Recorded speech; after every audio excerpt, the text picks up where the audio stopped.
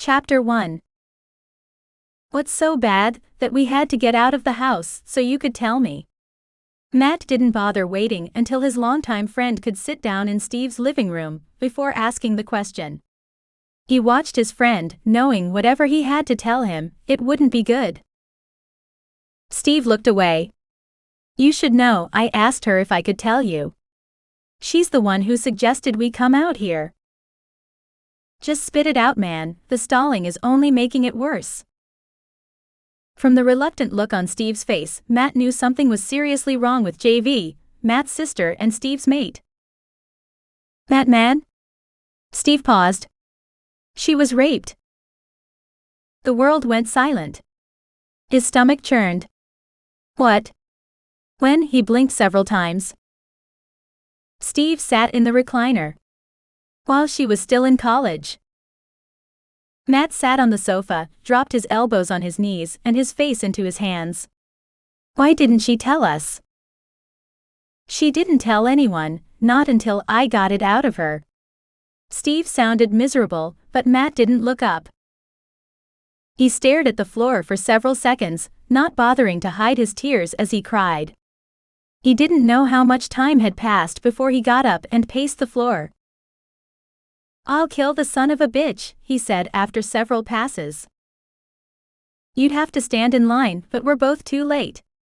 Steve's eyes tracked him back and forth across the room as he recounted the chain of attacks and killings, ending with, they caught him and executed him before we even knew about it. He flexed his fingers as if wishing his claws would emerge from under his nails. Matt's chest hurt. How had he not known that something this huge, this life-changing, had happened to his sister without him knowing? Had he been so absorbed in his own life that he'd missed something so huge? I've got to get out of here. I need some air. He headed for the door. Take your time. Keep an eye out for my enforcers.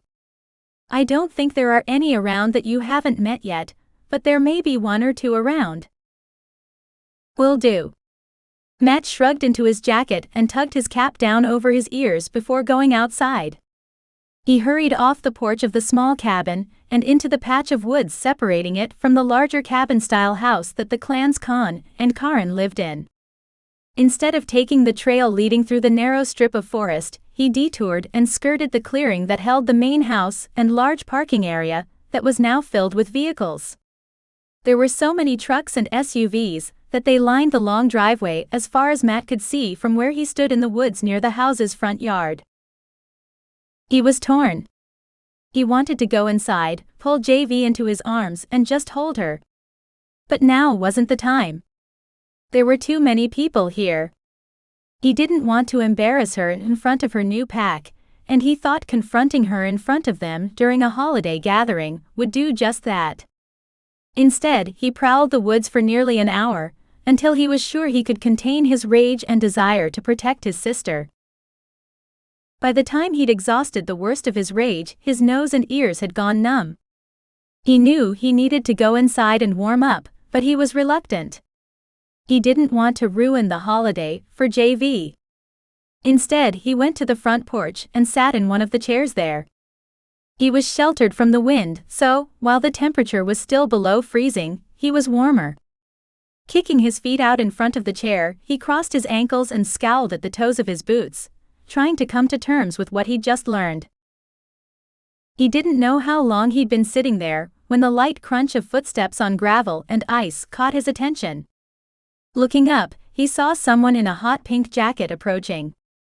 The bulky coat and the hood pulled up over her head kept him from seeing much about her, but he liked the way she walked. She strode with confident steps despite the somewhat treacherous footing of the icy gravel driveway.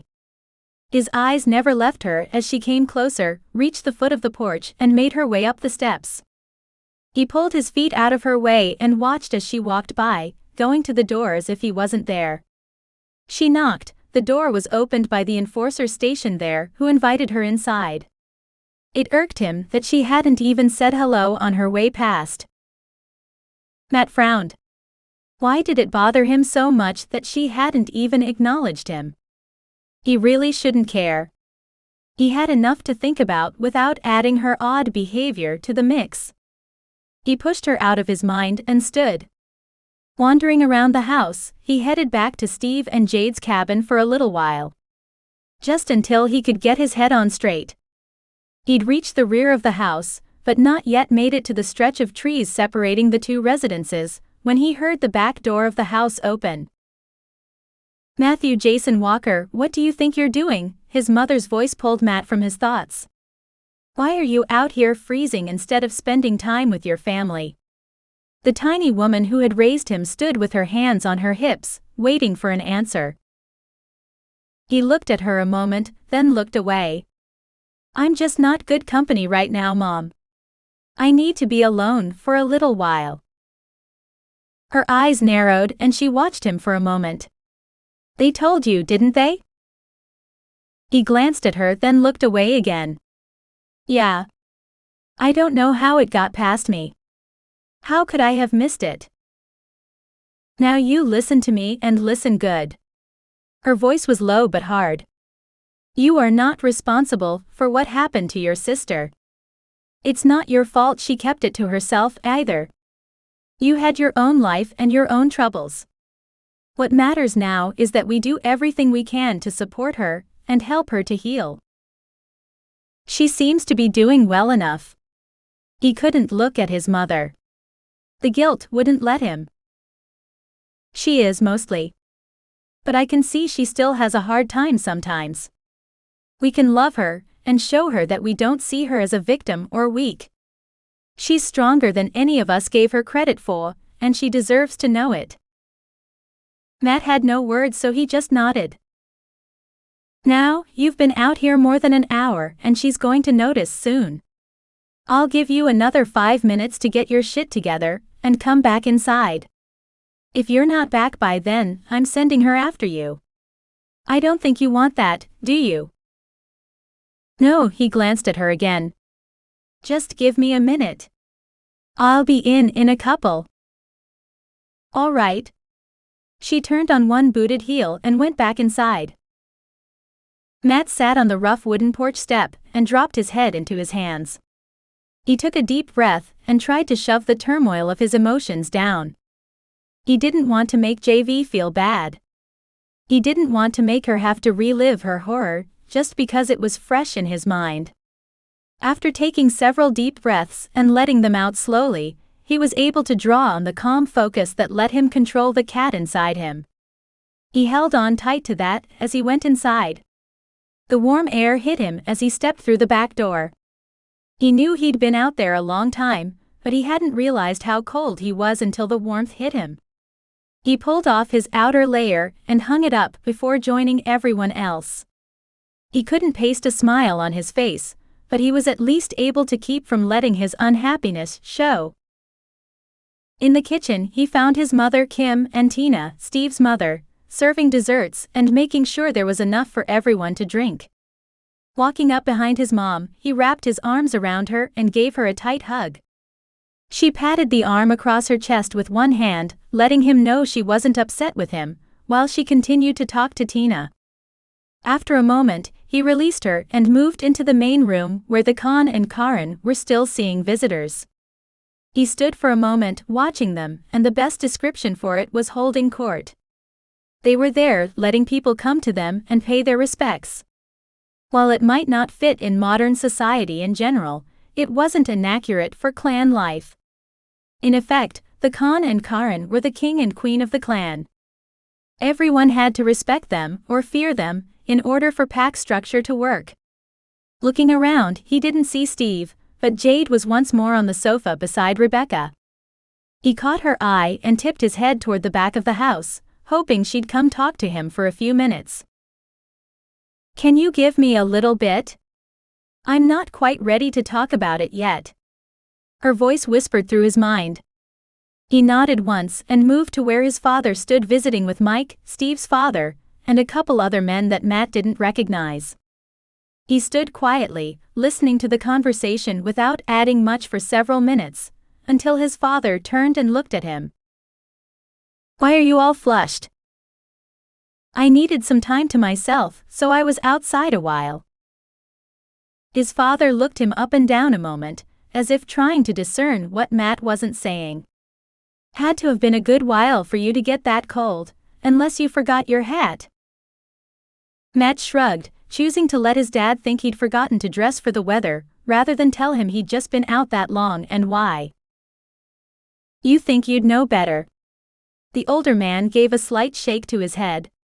You live where the weather's worse than this. I guess I just wasn't thinking about it when I went out. Take better care of yourself.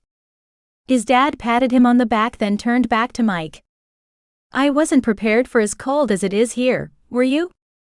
I always thought of Arizona as desert, not mountains and snow. I wasn't either, Mike said. But leave it to Steve to find someplace as beautiful as this to settle down and find a place for himself. Later that night, Steve, JV, and Matt had retired to the cabin his sister shared with his best friend. Matt sat in the large recliner angled so he could see both the TV and the couple on the sofa. I don't want to make you relive what you've been through. I don't want to bring it all back for you, but I have one question. It's one I really need to know the answer to. Matt spoke slowly, trying to find the right words to say what he had to without upsetting his sister or her mate. Steve sat sideways on the couch, one leg bent against the back with his foot planted in the seat, the other on the floor in front. JV sat in front of him with her legs curled to one side as she leaned against him. Looking at them, it might have looked like she was dependent on him for strength, but Matt knew better. She sat on her own, choosing to lean on him for support and comfort. It was a subtle difference, but one Matt could see. What is it? Why? Why did you keep it to yourself? We would have been there for you. We would have helped you. She looked at the floor and took a deep breath. The short answer is fear. Fear and shame. But it's not that simple, and it's taken me a long time and some counseling to see that. What do you mean it's not that simple? He watched her, waiting. You have to understand. I'd only recently gained my freedom. I loved being able to go somewhere and not have to ask permission or justify why, or even tell anyone if I didn't want to. I knew if I went home and admitted what had happened, then I'd lose that. You'd all close ranks around me, and I might never escape again. But it was more than that. I was ashamed that I'd let it happen. I'm a shifter. I should have been able to fight back to get free, and I couldn't. Even afterward, when I couldn't shift for a long time, it terrified me and shamed me. I felt like it was my punishment for not being able to fight my way free. He felt the hot sting of tears and didn't fight them. Instead, he looked down at his fists clenched in his lap, then back up at her, letting the tears slide unhindered down his face. I hate that you went through it alone. I hate that you didn't let us help you. I can't understand why you did it now, but I think it's my own stubbornness. I keep thinking you should have, and it does no good now. He looked back down at his hands. The short nails were digging into his palms, leaving small red crescents of blood. He heard movement, but didn't look up until JV's sweats brushed against his knees. He looked up and met her gaze. Her eyes were concerned but not terrified, or even particularly sad. She knelt in front of him, took one of his hands in both hers and pulled it toward her. She forced his fingers to uncurl and looked at the palm of his hand. Stop this. She looked up at his face, meeting his gaze. Stop it right now. You are not to blame for what happened, or how I chose to deal with it. It's over and I'm healing. I'm not the same person I was before, and I'll never be. I don't want to be. She looked back down at his hand, and ran the tip of one finger over the quickly healing wounds still visible there. This does no good. For anyone. We all have things we have to go through to get where we need to be. My attack was something I had to deal with, to drive me to come after Steve. She looked over to where he still sat on the couch. Her face softened and she smiled. I can't regret what I found here. It wasn't fun. It wasn't easy, but it's over. She looked him in the eye. I need you to be okay with that. Matt turned his hand over and took one of her hands in his. I'll try.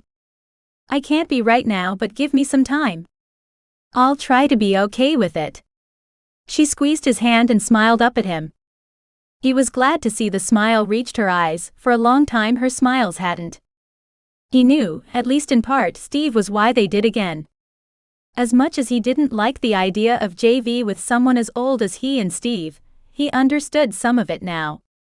Aside from the mating instinct that was.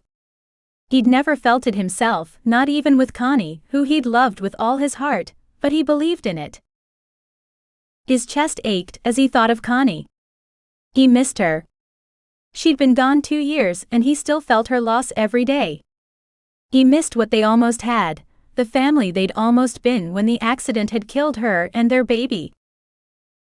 I know that look. JV said from where she still knelt in front of him. It's not me you're thinking about anymore.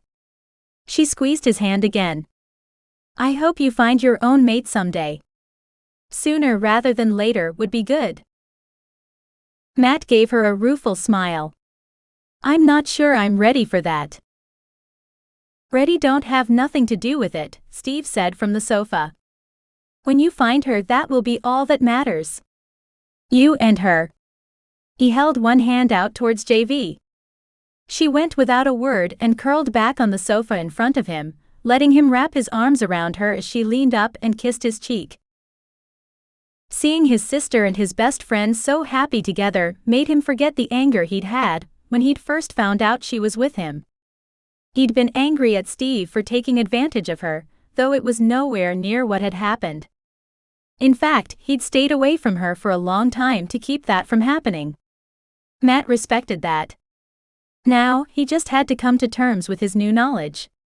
She obviously had, and that was what was most important.